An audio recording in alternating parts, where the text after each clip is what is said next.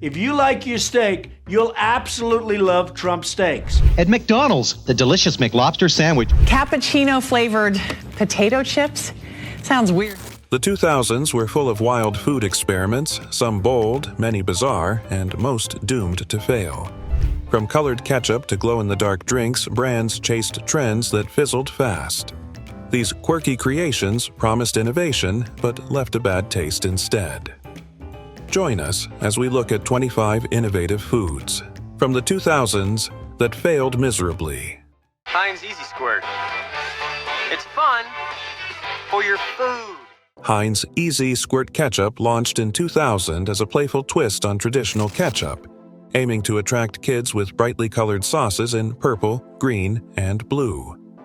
The product aimed to make mealtime fun by transforming the mundane condiment into an interactive experience. Despite its novelty, the product failed quickly due to a combination of factors. The artificial colors unnerved parents, the taste was off-putting to ketchup purists, and the fun factor wore off quickly. Additionally, the colored ketchup clashed visually with many foods, making it less appealing. By the mid-2000s, consumer demand had dried up, and Heinz discontinued Easy Squirt. It remains a nostalgic example of a gimmick that couldn't sustain long-term success. Heinz Easy Squirt Ketchup brought colorful fun to condiments, but could Pepsi Blue refresh beverage fans or just leave a weird aftertaste? Hi, this is Britney Spears wishing you a happy Pepsi Blue Christmas. Pepsi Blue debuted in 2002 as a bold move to revamp the soda market with a vibrant blue cola-flavored drink. Targeting younger audiences, Pepsi promised a berry-flavored twist with a striking electric blue hue meant to stand out on shelves. Despite heavy marketing, the flavor failed to resonate. Many found it overly sweet and artificial, a stark departure from classic cola taste. The unusual color also made it unappealing to traditional soda drinkers. By 2004, Pepsi Blue was pulled from most markets due to poor sales and consumer backlash. Though it gained a cult following years later, its initial failure highlights how drastic innovation in beloved products can backfire. Coca-Cola Black, enlighten your mind.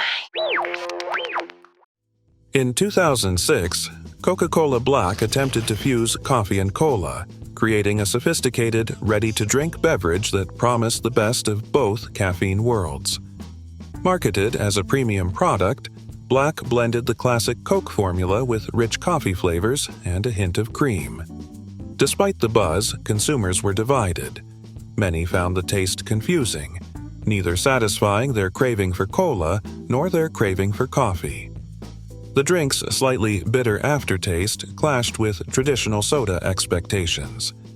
Released primarily in the US and Europe, it faced stiff competition from established coffee brands and failed to gain traction.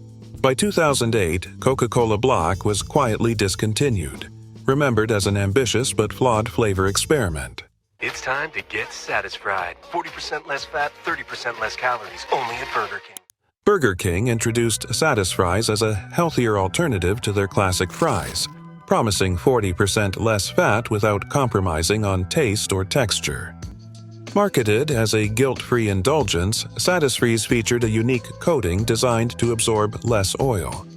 Despite initial curiosity and positive reviews, consumers quickly noticed the fries were smaller, less crispy, and lacked the satisfying flavor of the originals. Sales faltered as loyal customers preferred the classic version, and the healthier appeal didn't outweigh the taste disappointment. By 2014, Burger King discontinued Satisfries in the US, acknowledging that innovation in fast food requires balancing health trends with authentic flavor and experience.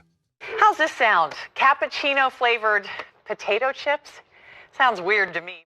Lay's launched cappuccino-flavored potato chips as part of its Do Us a Flavor competition, which invited fans to submit wild new ideas.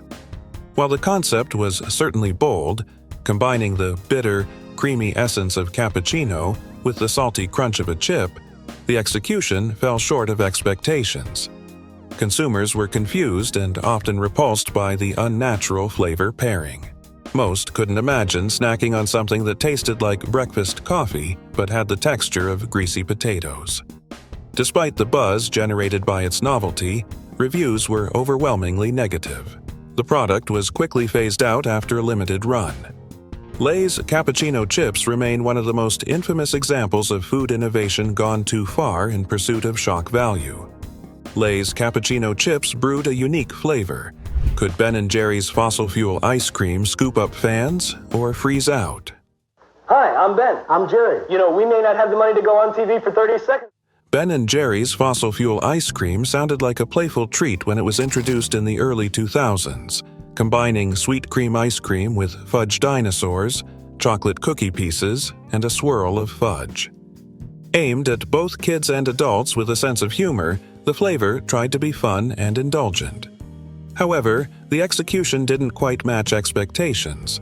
Some customers found the fudge dinosaurs too hard or awkward to eat, and the flavor profile was overly sweet with little balance.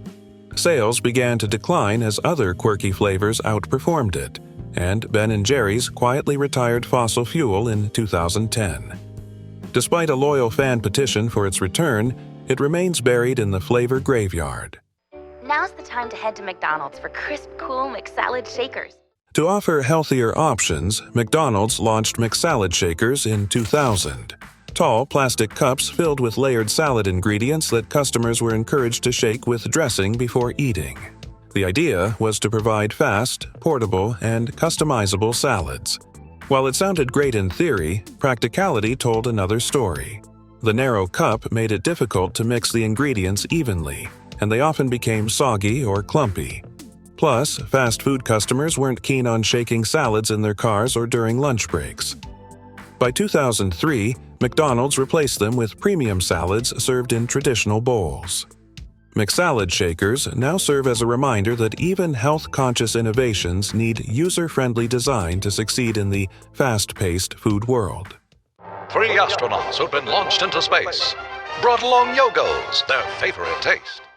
Kellogg's Yogos debuted in the mid-2000s as a snack aimed squarely at kids, featuring fruity cereal balls coated in a yogurt-like candy shell. Marketed as a fun and healthy snack alternative, Yogos were brightly colored, sweet, and extremely addictive. However, health-conscious parents quickly questioned the sugar content and artificial ingredients. Despite being labeled as yogurt-based, they lacked the nutritional value typically associated with dairy. Sales initially started strong due to effective advertising and appealing packaging, but criticism from health advocates and shifting consumer preferences toward natural snacks led to a decline in popularity. Kellogg's discontinued Yogos around 2010. Though many millennials remember them fondly, Yogos failed to maintain credibility as a nutritious option, sealing their fate in the snack aisle. Skittles bubblegum with 5 fruit flavors. Chew the rainbow, taste the rainbow. Skittles, gum, hit the shelves in the early 2000s with high expectations, blending the brand's iconic fruity flavors into a chewy gum format. It was marketed as a fun twist for candy lovers who wanted a long-lasting flavor without the crunch. However, reality didn't match the promise. The initial burst of sweetness quickly gave way to a bland, rubbery aftertaste, disappointing fans of the original candy. Worse still, the gum lacked the satisfying chew and refreshment that traditional gum brands offer. Sales dwindled quickly, and Skittles gum was pulled from shelves within a few years. It remains a classic case of brand extension gone wrong, proving that just because a flavor works in candy, it doesn't necessarily translate well into gum form. Skittles gum offered fruity chew. Could Altoid Sours refresh breath with a tangy twist or just pucker consumers? People love Altoid Sours. Will you? Take the Altoid Sours Challenge. Altoid Sours were introduced in the early 2000s as a bold detour from the brand's classic mints. Packaged in colorful tins and bursting with intense flavors like citrus, apple, and raspberry, they quickly gained a cult following among teens and sour candy lovers. However, the tangy pellets had one major drawback. Their extreme acidity eroded enamel and irritated mouths. Despite strong initial sales and a devoted fan base, Altoid sours were discontinued by 2010, largely due to declining interest and mounting health concerns. Their sudden disappearance sparked online petitions and nostalgic longing, but the product's brief lifespan underscored the challenge of balancing novelty with practicality. They're now a sour memory of a product that burned too bright and too fast. Remix the rules, remix the flavor. New Tropical Sprite Remix. Launched in 2003, Sprite Remix was Coca-Cola's attempt to refresh its classic lemon-lime soda with bold tropical and berry flavors. Targeted at younger, trendier audiences, the drink came in variations like Tropical Remix and Berry Clear Remix. The idea was to energize Sprite's image without altering its fizzy identity too much. Although it initially attracted attention for its vibrant packaging and experimental edge, the flavor deviated too far from what fans loved about the original. Critics called it overly sweet and artificial, and the novelty quickly wore off. By 2005, Sprite Remix was discontinued in most markets. Despite brief resurrections years later, it never regained traction. The remix failed because it lost what made Sprite refreshing in the first place. Oreo O's part of this good breakfast. Give it up for the cream team. Oreo O's cereal, first launched in 1998 and lasting into the early 2000s in the US, seemed like a guaranteed hit. Chocolatey cereal rings with the flavor of America's favorite cookie. Kids adored it, and it became a breakfast table favorite almost instantly. However, behind the scenes, licensing issues between Kraft, owner of Oreo, and Post, the cereal maker, led to the product's discontinuation in the US by 2007. Though it remained available in South Korea due to a unique loophole, American fans were left puzzled and disappointed. Online petitions begged for its return, but it wasn't until 2010 that it finally reappeared. Despite its popularity, Oreo O's fell victim to corporate complications rather than consumer rejection.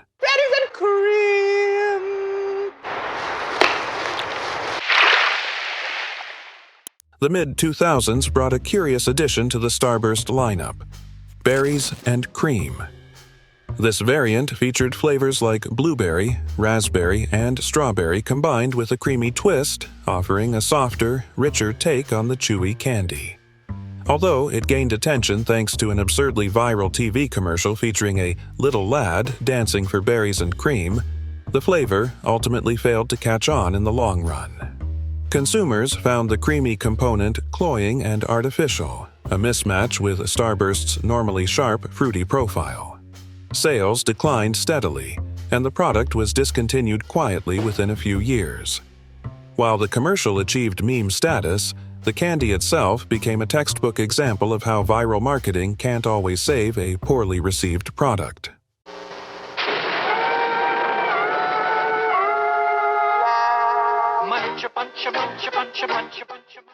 In a move that puzzled both consumers and industry watchers, Frito-Lay, best known for salty snacks like Lay's, Doritos, and Cheetos, briefly entered the beverage market in the early 2000s with Frito-Lay Lemonade.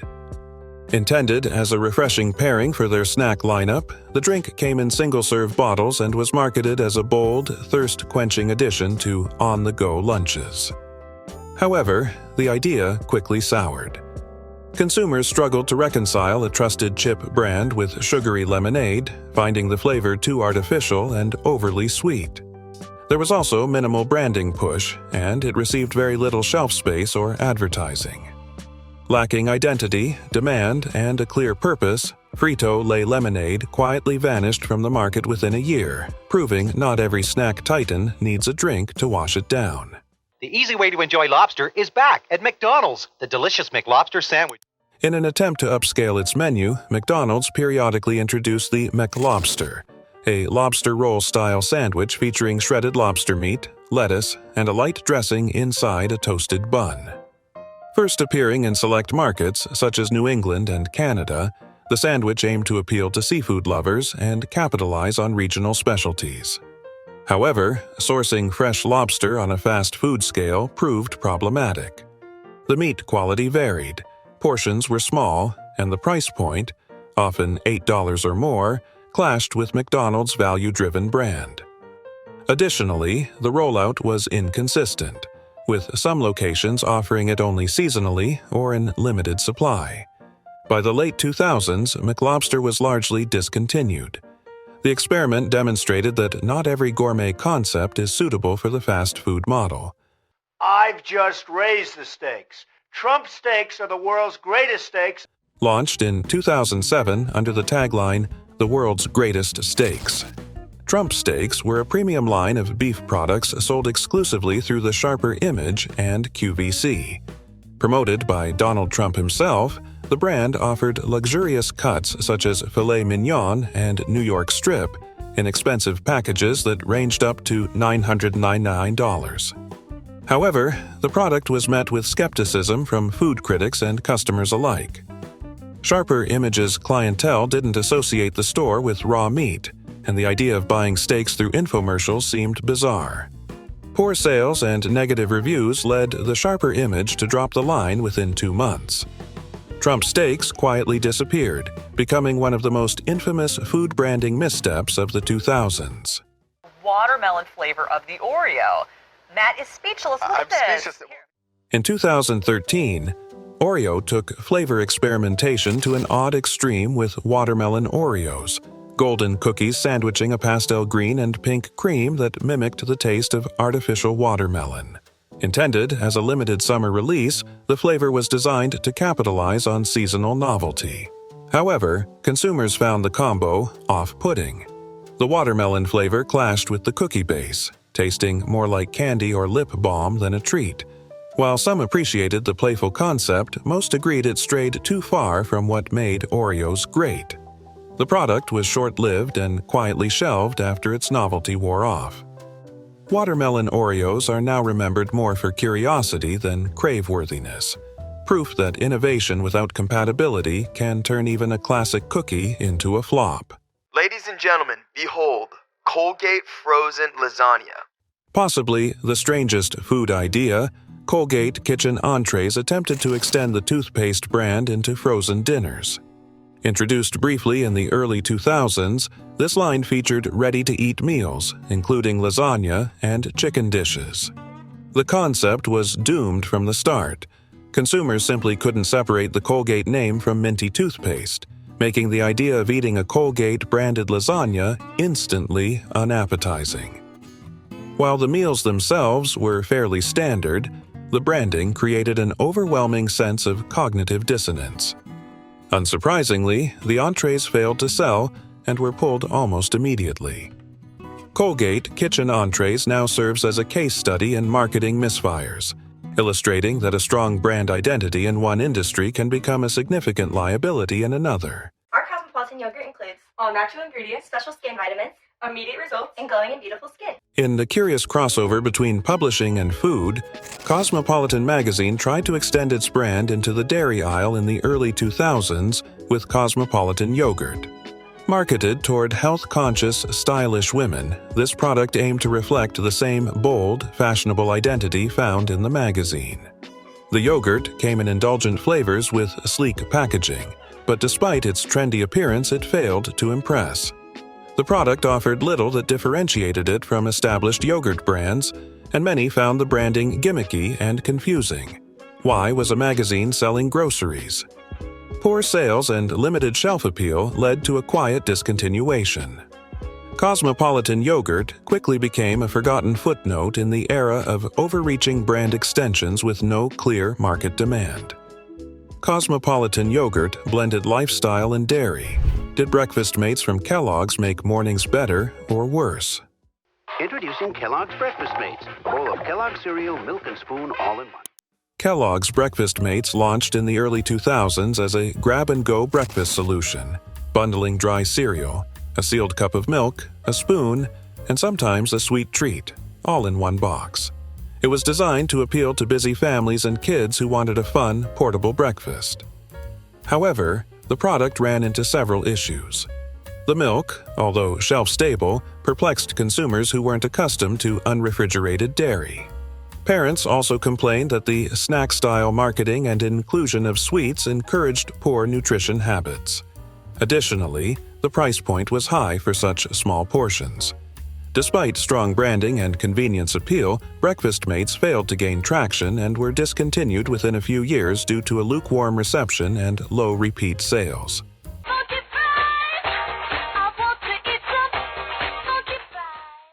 Or Ida's Funky Fries, introduced in 2002, were a quirky attempt to make frozen fries more appealing to kids by adding colors and unusual flavors. Variants included blue-colored fries, cinnamon sugar-coated fries, and even chocolate-flavored ones. The idea was to make dinner exciting and playful, but it backfired. The artificial colors and sugary additives turned off parents, and children weren't enthusiastic about sweet or oddly tinted potatoes. Health concerns also played a role, as families grew increasingly wary of processed foods during the early 2000s. Funky Fries flopped in stores and were discontinued by 2004. Though memorable for their weirdness, they remain a prime example of how tampering with a beloved staple can alienate both kids and adults alike. Cocaine in a can? What is it, and who's selling it? Launched in 2006 by Redux Beverages, Cocaine Energy Drink made its debut with a name that courted controversy from the outset. Marketed as the legal alternative to the drug, the drink boasted 3 times the caffeine of a typical Red Bull and an intensely spicy, throat-burning sensation from added cayenne. While the edgy branding generated instant buzz, it also attracted major backlash from lawmakers and parents. The FDA issued warnings, and several retailers refused to stock it due to the drug-related name. Despite a brief cult following, the product was pulled from many markets and rebranded, unsuccessfully, as No Name. Cocaine Energy Drink failed not just due to taste and legality concerns, but because its shock-based marketing couldn't sustain long-term appeal. Cocaine Energy Drink sparked controversy. Did Hershey's Swoops sweeten the market or fail to melt hearts? New Hershey Swoops. Chocolatey curves that'll swoop you away. In 2003, Hershey's introduced a sleek reinvention of the traditional chocolate bar, Swoops. Shaped like Pringles chips and packaged in stackable plastic containers, Swoops were designed to offer a more elegant, portion-controlled chocolate experience. They came in familiar flavors, such as Reese's, Almond Joy, and York Peppermint Patty. However, the product failed on several fronts. First, the thin, curved chocolate slices melted quickly, especially when touched, making them impractical to eat or carry. The packaging was wasteful and expensive, contributing to a higher price point that didn't sit well with consumers. Swoops were discontinued by 2006 due to underwhelming sales and poor practicality.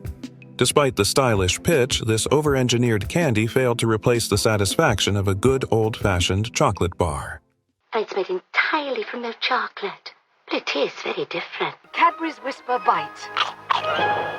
Cadbury's Whisper Bite, launched in the early 2000s, was an attempt to extend the popularity of the beloved Whisper chocolate bar by introducing a denser, more indulgent variant. Whisper Bite combined the signature aerated chocolate with a layer of caramel, offering a richer taste and texture. While the original Whisper had a loyal fan base, this variation struggled to find its footing. Many consumers found the caramel too sweet and felt it ruined the airy charm that made the Whisper special in the first place. Sales were lukewarm, and it didn't generate the same nostalgic attachment as the original.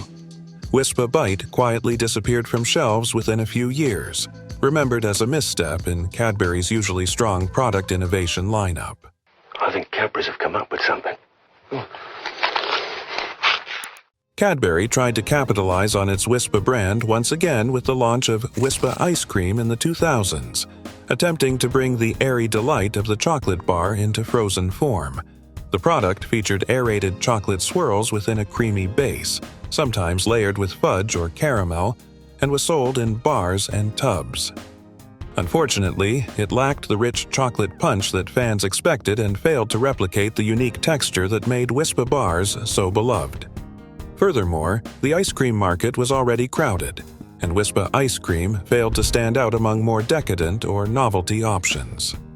Poor sales and limited shelf presence led to its quiet discontinuation, showing that some treats don't translate well across formats.